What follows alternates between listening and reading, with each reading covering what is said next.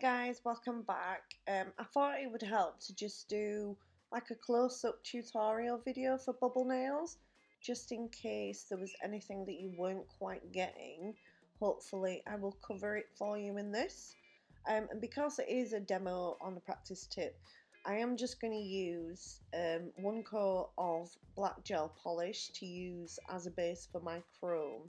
Whereas if I was doing it on a client or on myself or any other thing, I would be doing obviously 2 coats of black to make sure that it is totally opaque, can't see through whatsoever.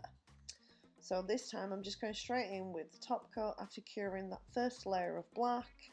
This top coat is the brand new top coat from Glitterama, which will be coming very soon. It's a non-tacky, so perfect for chromes. Make sure when you are using chrome that when you're putting on your top coat for the chrome, make sure there's no bubbles, there's no little bits of lint or anything that's stuck, because whatever imperfections that are there will be tenfold when you put that chrome on top. So it must be pristine, or it's going to be like, hi, I'm here. Straight in with the chrome once the top coat is cured. I use one side to rub it in and then flip it over the other side to polish and wipe off the excess little bits that I don't need. And then I come back in again with another layer of top coat, and this is the final layer that I do.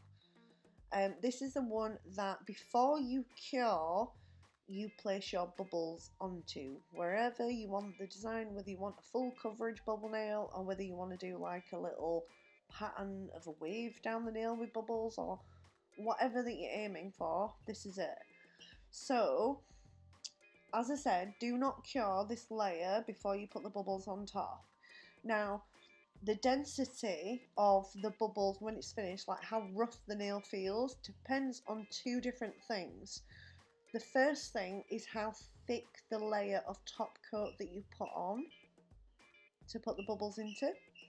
The thicker it is, the more dense the ripples will be in the nail of the bubbles, the imprint.